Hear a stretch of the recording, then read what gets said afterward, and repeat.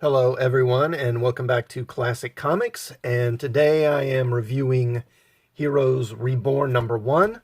This is written by Jason Aaron with art by Ed McGuiness and Mark Morales. Now the name Heroes Reborn may be familiar to older readers. Back in the 90s, some of Marvel's core books weren't really selling well. So some of these characters were seemingly killed by a villain named Onslaught.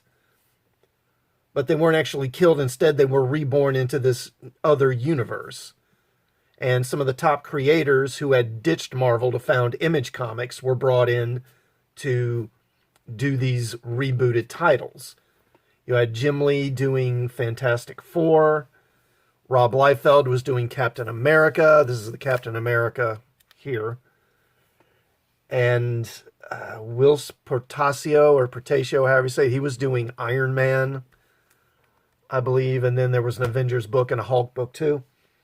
And initially, there was a nice bump in sales. But as often happens with these things, after the initial sales bump, the sales began to tail off. And after about a year, the whole thing was undone. And those characters were all put back into the Marvel Universe. It turned out that the universe they were in was some sort of pocket dimension that Franklin Richards had created. So now Marvel is doing pretty much the only thing they really know how to do these days, which is to recycle old stories and do them over. See Secret Wars, Contest of Champions, the recent Phoenix story, etc. So when I first heard they were doing this new version of Heroes Reborn, I really just kind of rolled my eyes. Another sprawling crossover event coming on the heels of what seems to be pretty much an assembly line of crossover events after another, to squeeze as much of the remaining readers as they can for what money they have, right? Not interested. If you look at my videos, you'll notice that I don't really review a lot of Marvel titles because I pretty much gave up on Marvel years ago. And I mean back during Civil War. And I really haven't seen much from Marvel to make me want to go back to them. So I've generally just kind of ignored their titles for this channel. But then I learned that the Squadron Supreme was going to be a big part of this event, and that piqued my interest. I've been a fan of the Squadron Supreme for many years. One of their early encounters with the Avengers back in the late 70s, I believe it was issue 147, Avengers 147, was one of my first Avengers stories. So I've had a long kind of interest in those characters. Now, if you don't know who the Squadron Supreme is, they're a group of characters who are basically Marvel's knockoffs of DC's top characters. Superman, Batman, Wonder Woman, The Flash, and Green Lantern are the main ones, but there have been others over the years. And for the most part, their history has been a series of run-ins between them and the Avengers.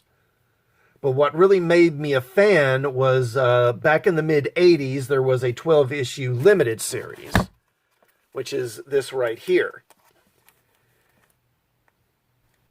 It was written by Mark Gruenwald, and it remains one of my favorite comic book stories of all time. I'm going to do a video on this series sometime, hopefully in the near future. But the short version of this is that they have an encounter with the Defenders, and in the wake of that story, the Squadron Supreme's Earth, they lived on in a parallel universe. Their Earth is in a shambles, and in the wake of this mess, they basically seize power. They take control of the government, take control of the world, really, and set about creating a utopian society. And, you know, as tends to happen, things don't work out as planned. I really love this comic and have been something of a Squadron Supreme fan ever since, and always felt that they had potential that really wasn't being used. I know they had a series recently, but almost as soon as I found out about that series, it was canceled. So when I heard the Squadron Supreme was going to be front and center in this crossover, I figured I'd go ahead and give it a look. So to start off here with this cover, So this cover is it is definitely a cover of a comic book. It's dull. I mean, it's boring as hell, really. I mean, the art is by Lionel Yu, and he's certainly a capable artist, but this this cover is just boring. There's no other way to say it. I would have gotten a variant cover if I could, but this was all my comic shop had. Fortunately, the inside is better. So we start off with Blade, and we find out that he woke up in London a couple of weeks earlier with no idea about how he got there. He tried to contact the Avengers, but found out that the Avengers don't seem to exist on this Earth anymore. And then he went to LA and he tries to contact Ghost Rider, but Robbie Reyes isn't Ghost Rider and he's never heard of Ghost Rider, and so he just tells Blade to get lost.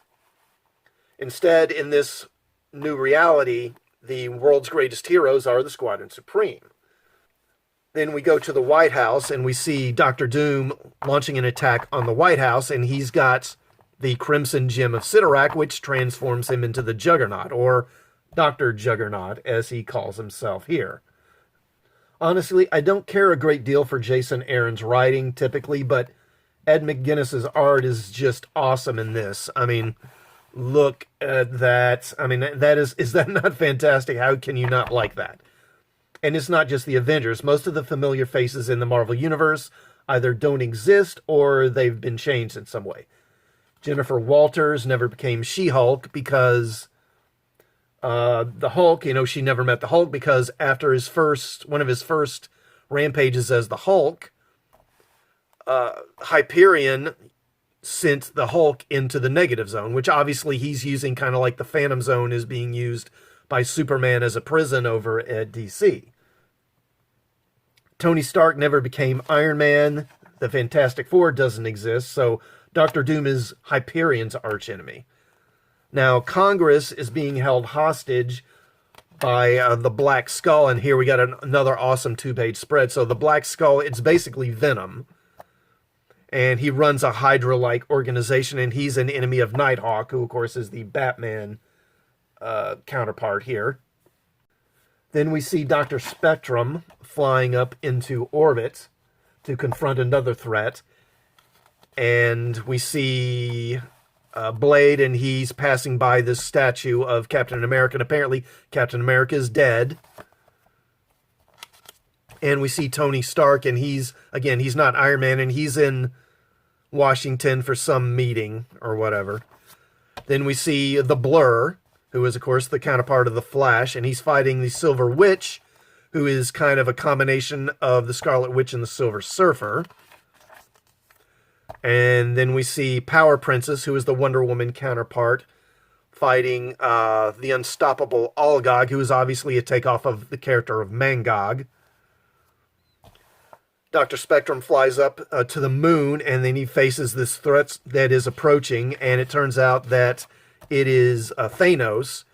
And in this universe, Thanos doesn't have the Infinity Gems. Instead, he's got 5 Infinity Rings, they're kind of like those rings over DC. They have all the different colors of the spectrum. And then we see in a flashback a few days earlier that Blade had gone to Norway and he finds Thor.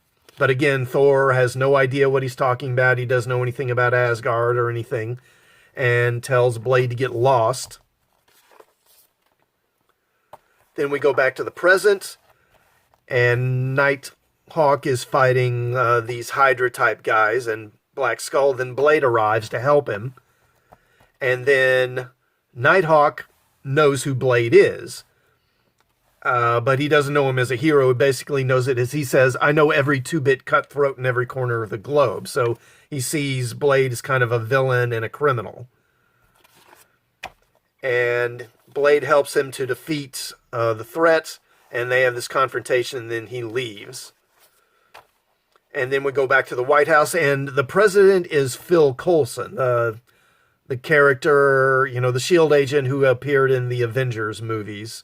And he's been moved over into the Marvel Universe itself.